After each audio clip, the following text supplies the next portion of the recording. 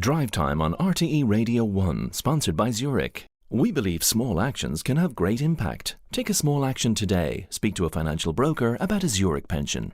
Now, do you sleep? What a segue. Do you sleep on your front or on your back or on your side? Smooth. Put it there. It's a key question. What is the best pillow, I wonder, set up for all three positions? More to the point, when was the last time you even cleaned your pillows? Here for some serious pillow talk is the owner of Advanced Chiropractic Clinics in Clarecastle and Nina, Dr. Heather Thompson. Dr. Thompson, you're very welcome to the programme. Thanks very much. By God, we'll all need some rest after this week. But let's get down to some hygiene first of all. How often should we be washing our pillows? Well, if you have, the polyfill kind of type of pillows, the sort of material-filled pillows, then about every 4 to 6 months, giving them a good clean, whether it's with a steam or in a delicate wash cycle and things, is good to kill all the nasty little guys that are in the pillows. Really? 4 to 6 months? So let me ask for a friend, if you haven't washed your pillows in years. Yeah, yuck. Really yuck. Sarah, there you go, yuck.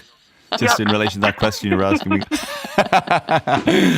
Well, tell me, what is the best pillow, Heather? And I'm sure you get kind of the consequences of bad pillow choices to your clinic. Definitely. People who sleep on their side then, is that, I don't know if that's the best way to sleep, but what kind of a pillow should you have?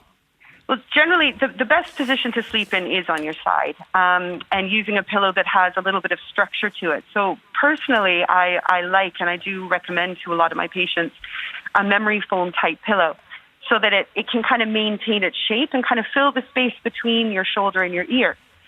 So that keeps your head in kind of a neutral position. And with a memory foam pillow, when you do roll around on it, it kind of deforms to your body shape, and then it comes back to shape. So it doesn't just squish down and stay too skinny. But then it becomes a matter of finding one that kind of fits your body.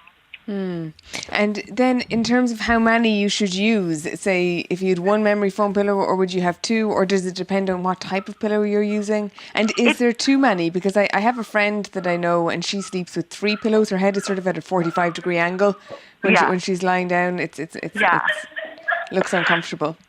Yeah, and definitely. So, it does depend on what kind of pillow you're using, because really it is, if you were lying on your side, I say to my patients sometimes, if you really want to see what's happening, if you put a mirror in front of kind of beside the bed, so that when you're lying down, you can see, is your head going up off the bed too much? Is it going down to the bed too much? Or is it kind of staying in that nice sort of straight, neutral position? And if you're using a memory foam pillow, that you can get them in different thicknesses if you kind of shop around and look. But if that holds you in kind of a nice neutral position, that's great.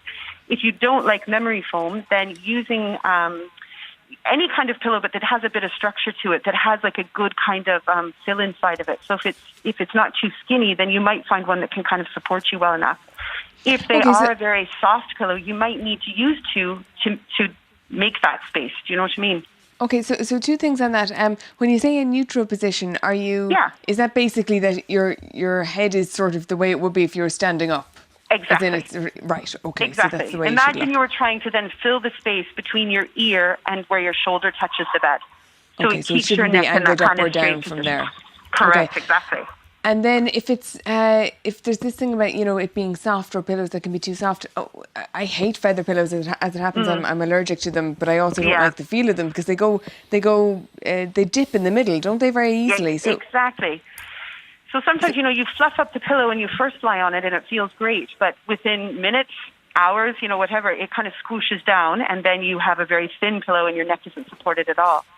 I personally love a feather pillow, and I'm not allergic, but what I use it for is, if I'm lying in bed reading, I'd have it as sort of my reading pillow on top of my memory foam pillow, and then I pull it out and I only have the memory foam pillow for sleeping. Sounds comfy. Don't take this question in the wrong way, doctor. but can you injure yourself in bed? And what I mean is by... That is a loaded question now. I mean, with poor pillow choices. I mean, what are the injuries, if any, that you see in your clinic? Is it neck injuries, shoulder injuries, because people just simply have a bad pillow? Well, 100% people will come in because they've had a bad sleep or slept in an awkward position. Personally, I've done it myself. If I fall asleep with my second pillow, if I fall asleep reading my book, I can wake up with that kind of crick in your neck that people describe it as, So it's not so much that it's a big, terrible injury, but absolutely, if your head is lifted off the bed too far, then you're going to be straining the muscles in your neck. They can be sore and tight. You can get headaches from that. And same thing if it's actually dipping down to the bed too far.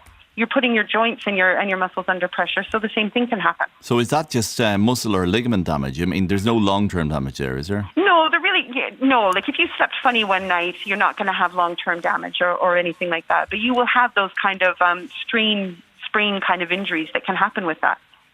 Okay. And what about people who sleep on their back or people who sleep on their front then?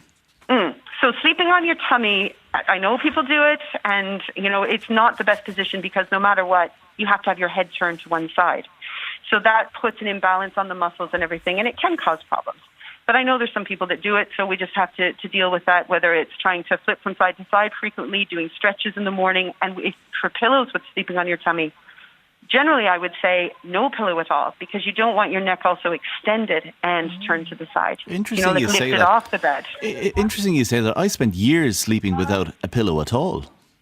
And I was afraid after a while that it was actually bad for posture or for neck or muscles or whatever. That's how babies sleep like, isn't it? Yeah, but babies haven't developed their full curvature in their spine yet. So that's part of what happens with babies. So as we develop the curvature in our spine, we need to sort of support our neck. So lying on your back, having a little bit of a thinner pillow might support your head and neck best. Now, the other thing that we're seeing now is a lot of people's heads, we're getting this anterior head carriage because we're all on our phones and looking down and, PlayStations and all this stuff. So when you see someone that has a very forward head carriage, it's very uncomfortable for them to lie on their back without their neck supported because it's putting them into too far extension. So in the very short term, looking at a pillow to support their head is good, but in the long term, you'd be giving them exercises and treatment to try and correct that sort of forward head carriage. Okay, well, this is enough pillow talk for one evening. Thank you very much indeed, Dr. Heather Thompson, for your expert advice, and I'm sure an awful lot of people listening will benefit from that. We'll take a break.